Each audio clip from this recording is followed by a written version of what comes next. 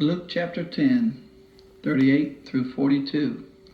Now it came to pass as they went, that he entered into a certain village, and a certain woman named Martha received him into her house. And she had a sister called Mary, which also sat at Jesus' feet, and heard his word. But Martha was cumbered about much serving, and came to him, and said, Lord, dost thou not care that my sister hath left me to serve alone? Bid her therefore that she help me. And Jesus answered and said unto her, Martha, Martha, thou art careful and troubled about many things, but one thing is needful, and Mary hath chosen that good part, which shall not be taken away from her. According to Jesus, the only thing that is needful is to sit at the feet of Jesus and hear his word.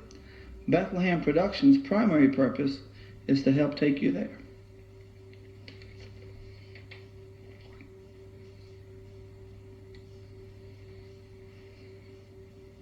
I want to welcome you to a four-part series called The Old World and the Times of Refreshing. This four-part series is a biblical view of creation and restoration. The first tape is called The World That Was, a Perfect Creation. And that tape deals with a biblical view of the world before the time of Noah's flood. And you'll find out that that world was a vastly different world than the world we live in today. It was pronounced in Genesis very good in the original creation. It was a time in the original creation where there was no death. And so we're going to look at that tape, and we're going to see that the world that was in fact a vastly different world than the world we live in today. Tape 2 is called The World That Now Is, a Corrupt Creation. And tape 2 compares the world we live in today with the world prior to Noah's flood, and the things that happened to make the world that we live in today, in fact, a corrupt creation. Tape 3 is called The World That Is to Come, a Restored Creation. And the biblical view is that Messiah is going to return, and is not only going to save mankind, but in fact he's going to restore all of creation. And then finally, tape 4 is called Moses Wrote of Me, what the Bible is really about. And tape 4 is the reason that we have this ministry, and that we hope that the Bible will interest you and bring you closer to Jesus Christ. So let me go ahead and get started with tape 1. And again, that tape is called The World That Was, a Perfect Creation. If you would like to follow me in your Bible, you're welcome to do that. I'm going to start off with the first book in the Bible, the book of Genesis, and we're going to start off with Genesis 1:1. And so let me read that to you. And that says, In the beginning, God created the heaven and the earth. The first thing I'd like for you to notice in that first verse is that there is only God before the beginning. Genesis 1:1 says, In the beginning God created the heaven and the earth. The word created is bara in the original Hebrew, and that's 1254 in your Strong's Concordance. And let me stop here for just a minute to say that this ministry uses Strong's Concordance quite a bit. And the reason we use that is because we want all believers to go back wherever is possible to the original Hebrew and the original Greek language, because you lose something in the English translation no matter what Bible you have. So it's better, and it will help you tremendously in your walk with Jesus to learn something from the original language. So this ministry uses Strong's Concordance quite a bit. No matter what tape series you have from us, we rely heavily on Strong's Concordance. So let me get back to our study. It says God created, and that word is bara. Once again, it's 1254 in your Strong's Concordance, and that means to create something from nothing, not make something from something. There's a difference in creating something from nothing and making something from something. If I were to make something, I would have to have something to begin with to make something else. But God is different. He makes something from nothing. Hebrews 11:3 says, Through faith we understand that the worlds were framed by the word of God, so that things which are seen were not made of things which do appear. And once again, that's something from nothing. Now God created space, matter, and time. And we're going to look at those three items in 3 different verses. In Genesis 1:1, he creates space. And if you'll notice the use of the word heaven. Now let me read Genesis 1:2. And that says, "And the earth was without form and void, and darkness was upon the face of the deep, and the Spirit of God moved upon the face of the waters." Now notice that phrase, the Spirit of God moved upon the face of the waters. The word moved is 7363 in your Strong's Concordance, and it means to brood, flutter, shake, or consolidate. So in Genesis 1:2, the matter, remember we're looking at space, matter, and time. The matter becomes a sphere of water as a result of the moving or the consolidation from the Spirit of God. And then finally we'll go to Genesis 1:5. And that says, "And God called the light day, and the darkness he called night, and the evening and the morning were the first day." So now you have time. And that's why the last part of that verse says, "And the evening and the morning were the first day." You now have space, matter, and time. All of these are new creations. Now there are other models that are not biblical models that start off giving you an explanation of how the universe was created. But a lot of these models already have space, matter, and time in existence. And they do not explain where these things come from. Only the Bible explains that God created all of these things, space, matter, and time. Now let me move on to show you where we're going. And remember, we're going to look at a vastly different world than the world we live in today. And I don't just want to show you that the world was different, but I want to explain to you why the world was different and show you some of the things that made the old world different. In Genesis 1:6, it reads as follows, "And God said, Let there be a firmament in the midst of the waters, and let it divide the waters from the waters." God creates the atmosphere called heaven in verse 8 and verse 20. And this atmosphere, or firmament of heaven, divides the sphere of water into 2 divisions. Remember, we just read Genesis 1:2, which said that God moved, or the Spirit of God moved upon the face of the waters. Well, now in Genesis 1:6, you have a division. And God creates the atmosphere in the midst of these 2 waters. Let me read Genesis 1:7 to you. "And God made the firmament and divided," now notice the word divided, "and divided the waters which were under the firmament from the waters which were above the firmament, and it was so." Now notice 2 things. God creates a firmament or atmosphere and places water above the atmosphere, and he places water below the atmosphere. Now I want you to notice one thing.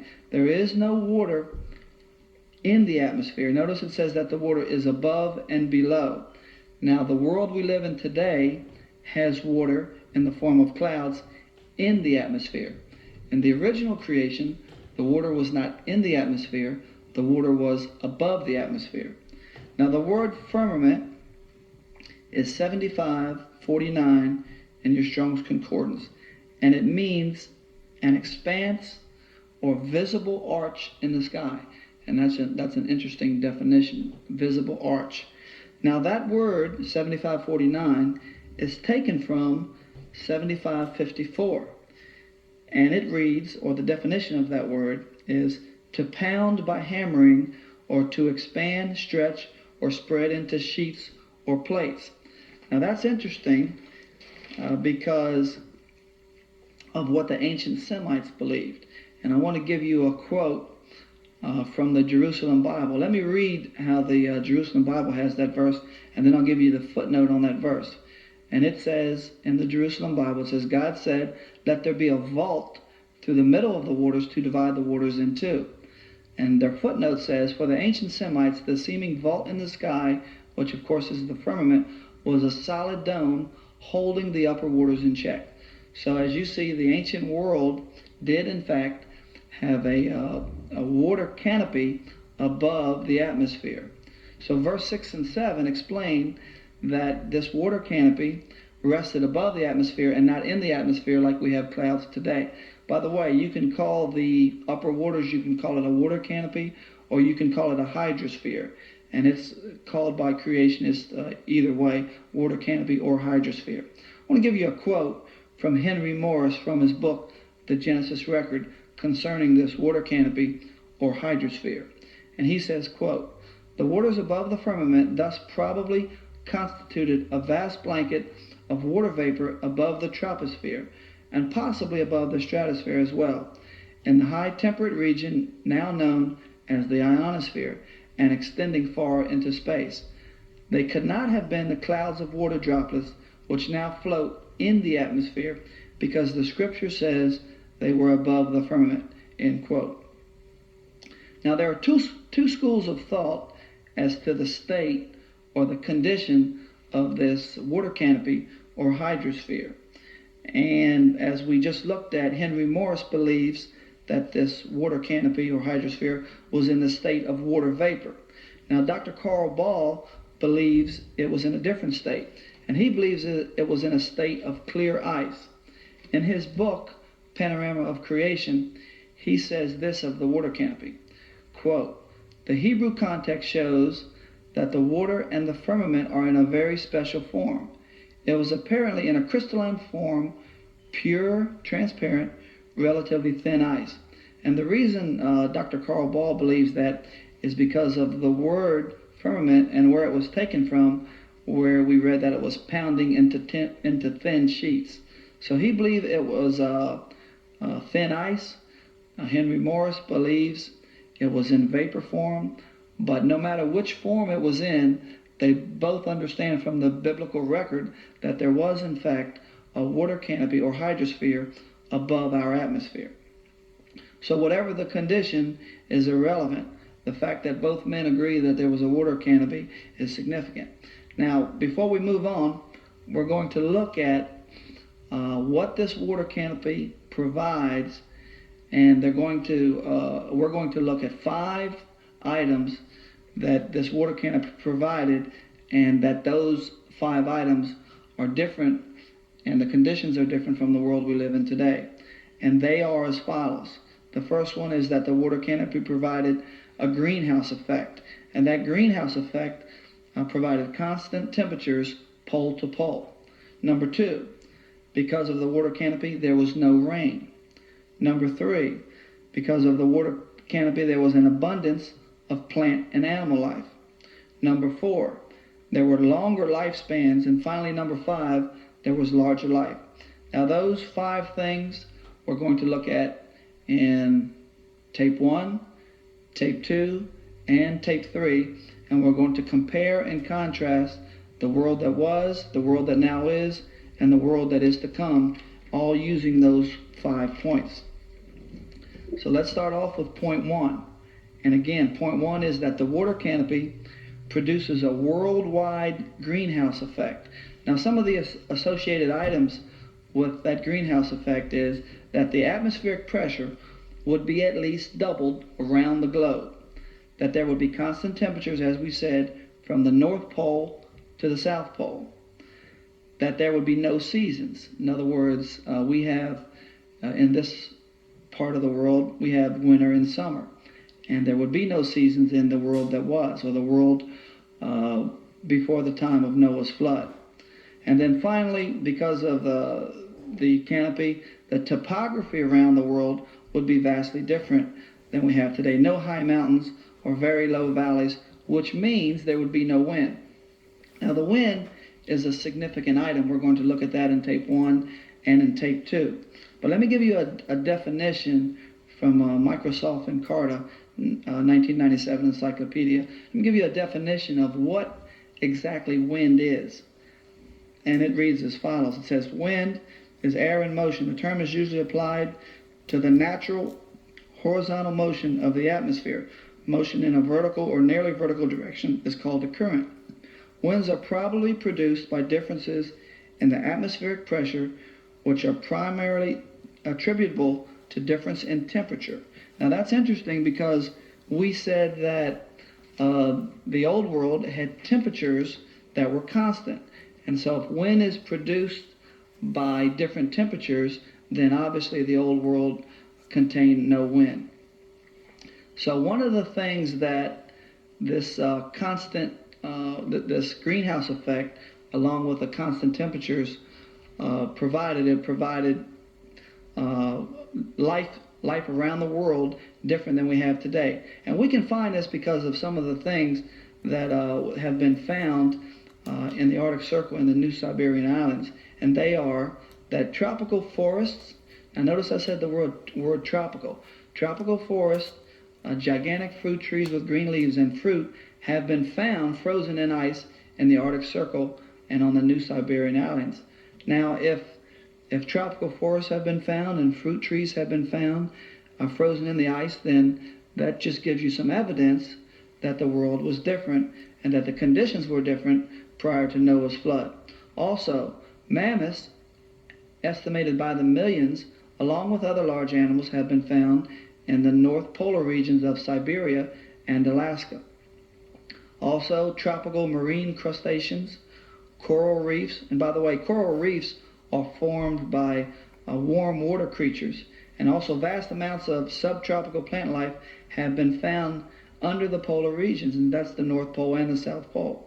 Let me give you a quote from Joseph Dillo's book, The Waters Above, and it says, quote, "In many places the Alaskan muck is packed with animal bones and debris in trainload lots. Bones of mammoth, mastodon, several kinds of bison, horses, wolves, bears, and lions tell a story of a faunal population." So what Joseph Dillo is saying, that the world before Noah's flood was vastly different than the world we live in today. And he says that not only because the biblical record states that, but because of all the different bones and animals and mammoths that are found in Alaska. Certainly those animals are not there today, and certainly those animals could not survive today. Something has changed. Now, all of these situations obviously do not exist today and cannot exist today, but they obviously did exist in the past, and that is because the water canopy provided the entire globe with constant temperatures that range pole to pole. Let's move on to point two. Point two was that because of the water canopy and in the original creation, there was no rain. Genesis 1:7 says, "And God made the firmament and divided the waters which were under the firmament from the waters which were above the firmament, and it was so." The water was above the atmosphere, remember, not in the atmosphere as it is today in the form of clouds. Furthermore, we want to look at what Genesis 2:5 and 6 says. And it reads as follows, "And every plant of the field before it was in the earth, and every herb of the field before it grew, for the Lord God," now notice this, "had not caused it to rain upon the earth, and there was not a man to till the ground." Verse 6 says, "But there went up a mist from the earth, and watered the whole face of the ground." So the earth was not watered from above, as it is today, but from below, from two different sources. Verse 6 says, the whole face of the ground was watered from, number one, a mist from the ground. And then the second source was from an underground reservoir called the Great Deep. And you can find that in Genesis 7:11. Now this reservoir probably supplied numerous fountains throughout the world in a controlled manner to carry out the world's requirements for water. Now that's a big statement, saying that the old world did not have rain. But this has tremendous implications for the earth and for man. Remember, we said in the beginning that God's original creation was complete. And remember that it was stated very good. There was no death or destruction included in his original creation. Now, if you have no rain and if you have no wind, that means that there's going to be no storms, no hurricanes, no tornadoes, no typhoons, no winter blizzards, etc., etc. All these things include two things: major wind patterns and water in the atmosphere. Neither of these things were present in God's original creation. These things bring death and destruction. But the Bible is clear that death came by Adam.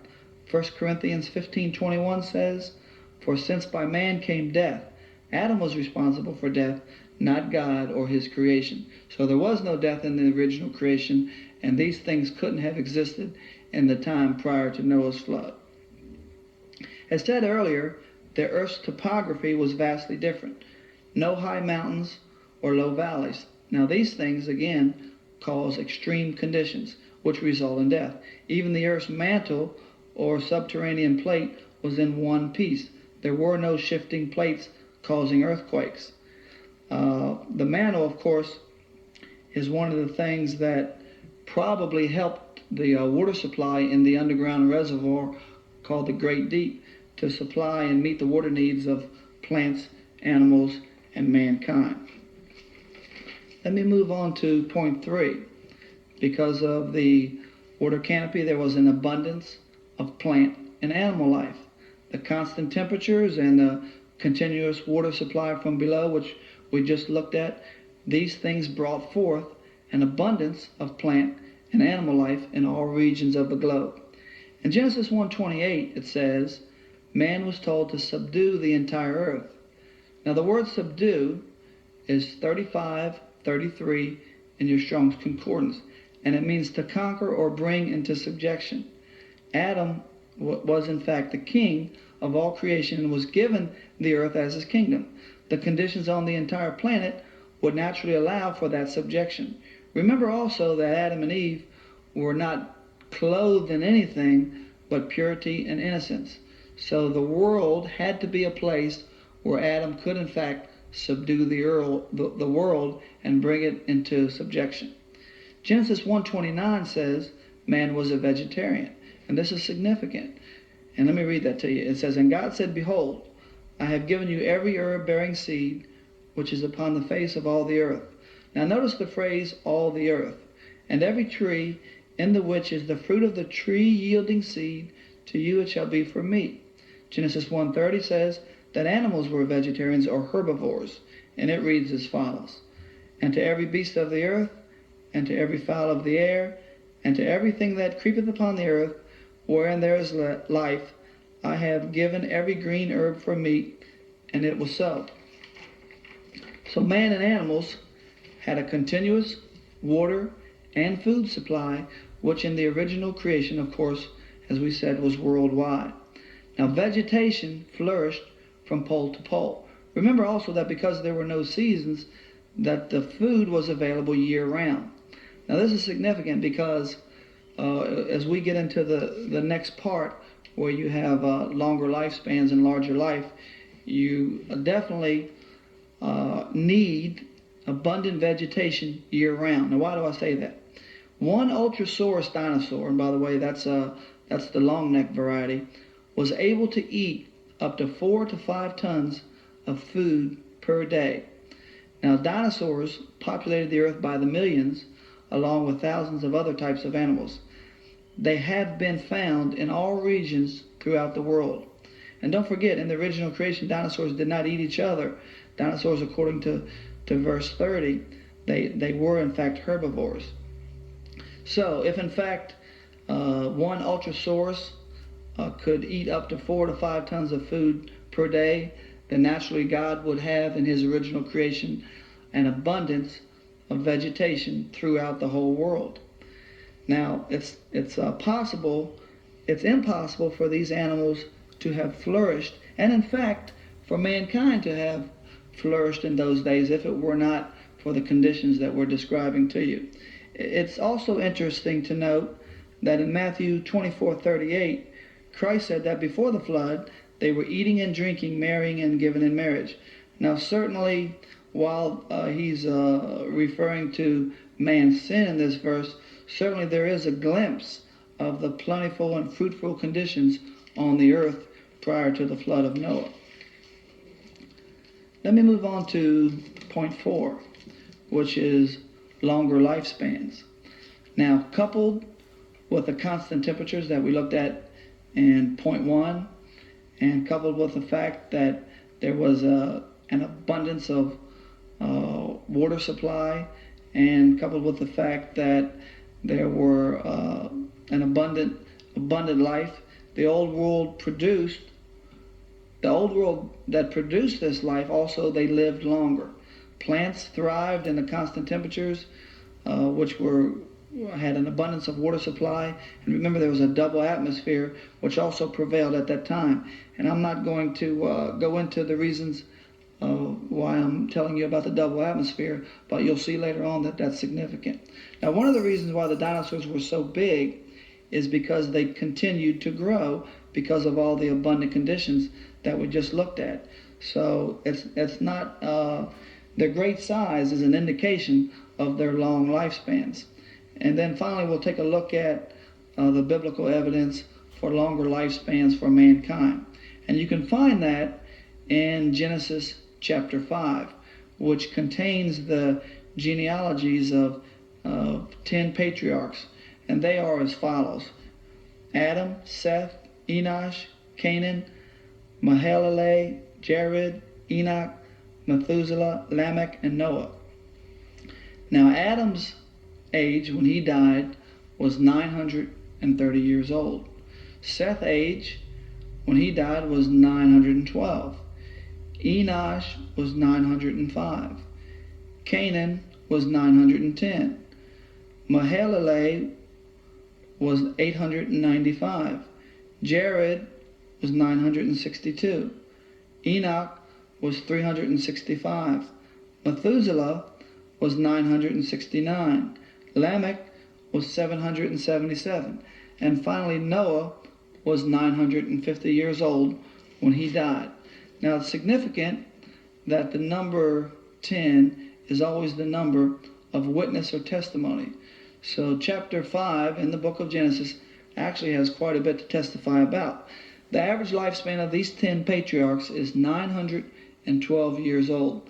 Now, we're not counting Enoch in this average lifespan. Genesis 5:24 and Hebrews 11:5 says that Enoch was translated or taken to heaven without seeing death. So his age, 365, is not included in the average. Now, the long lifespans of plants and animals and mankind all are attributed to the water canopy coupled with the entire creation interacting in harmony. There are indications that the canopy may also have prevented certain kinds of radiation from affecting life on the planet. The amount of water in the canopy would have caused at least a double atmosphere, making it possible for increased cardiovascular efficiency. And finally, the decay rate would have been almost non-existent, which would allow for healing to occur more rapidly. All of these arrangements are necessary for life, which is found in the fossil record, to flourish. And finally, I want to go to our last point, which is point 5, and that is the point of larger life. And our final point is going to center around the issue of larger life. And by the way, the phrase larger life in scientific circles is known as gigantism. And I want to go to the fossil record, which, by the way, is the friend of the Christian. It's not the friend of the evolutionist. Anytime you have evidence in the fossil record, you can count on it that fossil record is the friend of the Christian and not the friend of the evolutionist. Now, there have been huge beasts which we know are called dinosaurs. And by the way, the word dinosaurs means terrible lizard. There's one ultrasaurus that is found, and it is estimated to have stood about 60 feet tall, 100 feet long, and would have weighed over 100 tons. Now that's a pretty big animal. And remember that this is one animal or one beast. And there were thousands upon thousands. In fact, there were millions of these roaming the planet. Number 2, there are huge flying reptiles such as pteranodon and pterosaurs which have been found. One pterosaur, in fact, found in West Texas, has a wingspan of over 53 feet. Now, that reptile is able to fly only because of the conditions that existed prior to Noah's flood. That reptile is not able to fly in today's atmosphere. It's only under the pre-flood canopy, which had, remember, a double atmosphere, that these creatures were able to flourish. There have been buffaloes that have been found to stand over 10 feet tall. There have been dragonflies with wingspans up to 3 feet wide. Insects such as cockroaches were 1 foot in diameter. Ferns, which are 5 feet today, have been found in the fossil record to be over 50 feet. And mosses, which today exist in about 3 inches, have been found in the fossil record to be over 3 feet. So all these things point to larger life, and again, they are possible because of all the conditions under the pre-flood canopy. Now in Glen Rose, Texas, there are human footprints in an ancient riverbed measuring up to 15 inches long. Also, there are dinosaur tracks and human footprints side by side, and even human prints inside the dinosaur tracks. It's interesting that some of the things that point to biblical creation and point away from evolution, some of the information that's out there is not made public to everyone. But these things are in fact available if you just do a little research. Now, Genesis 1:25 through 27 says that the beasts of the earth and man were both made on the same day, which, by the way, is the 6th day. So man and dinosaurs lived together. Genesis 1:21 uses the term great whales. Now this is important. I want you to listen to this. The Hebrew word is tannin or tannin, and it's 8577 in your Strong's Concordance, and it's best translated dragon. In fact, of the 22 times the word dragon is used in the Old Testament, it is from the Hebrew word tannin or tannin. I want to give you list a few Bibles that translate this word, tannin. The New King James translates the word great sea creatures. The New King James doesn't use the word great whales. It uses the word great sea creatures. The Jerusalem Bible uses great sea serpents. The Good News Bible uses great sea monsters. Now, the King James Bible was translated in 1611. Dinosaurs were rediscovered, or dragons were rediscovered, in the early 1800s. The name dinosaur was coined in 1840, so the word dinosaur will not appear in the 1611 edition. However, the word dragon does appear. Now, in his study Bible called the Defender's Study Bible, Henry Morris has this to say about verse 121, as well as many other verses. The word translated great whales, which of course, as we said, is the Hebrew word tannin, is elsewhere the regular word for dragons, and most probably refers to great marine reptiles, often called dinosaurs. So there's an indication that the word whales is in fact dinosaurs in that particular verse because of the word tannin, and most often is translated dragon. Now, the oldest book in the Bible is Job, and that's what it's recognized. It's recognized as the oldest book in the Bible. And by the way, one of the reasons it's recognized as the oldest book in the Bible is because there's no indication of the Mosaic Law, so that most Bible scholars think that the book of Job predated the nation of Israel. Now, in Job 40, 15 through 24, Behemoth is described. In verse 15, notice it says, which I made with thee. And that's because man and dinosaurs were made on the same day. In verse 17, it says, he moveth his tail like a cedar. In verse 19, it says, he's the chief of the ways. Or in the Good News Bible, it says, the most amazing of all my creatures. Only his creator can defeat him. Once again, I quote Henry Morris, and he says, the behemoth was the chief of all created land animals, which could only therefore have been one of the great land dinosaurs. Now also, the dinosaurs are not just listed in Job 40, but they're also listed in Job 41, 1 through 34. And this particular dinosaur is called Leviathan, and is probably a great marine dinosaur. In fact, Isaiah 27:1 calls Leviathan the dragon that is in the sea. The fact that dinosaurs are in the Bible today disputes the theory of evolution and uniformitarian thinking. That fact alone, the fact that dinosaurs are in the Bible, disputes evolution and uniformitarian thinking alone. You don't need any other thing to dispute it but that fact alone. But of course, we're not trying to give you just the facts. We're trying to help you to understand why God created what he did and how he created what he did. So the old world, as we have just looked at, was different. And one of the primary features was the hydrosphere, or the water canopy, which was vital in God's plan of a perfect creation for sustaining abundant life. Now let me, before we close, let me read you those 5 things that we just reviewed, that the water canopy provided in the world that was. And they were, 1 through 5, is the greenhouse effect, which provided constant temperatures pole to pole, no rain, and abundance of plant and animal life, longer lifespans, and larger life. Now the reason I'm reading you those 5 things is because we're going to look at those same 5 things in tape 2. And we're going to go back to the Bible, and we're going to show you that from the Bible and from a biblical perspective, that the things, those 5 points which existed under a water canopy before the time of Noah, obviously do not exist today. And we're going to show you why they don't exist and what implication the world has on losing those 5 things. So that's what our next tape series is going to be on. It's going to compare those things. That tape is called The World That Now Is, a Corrupt Creation.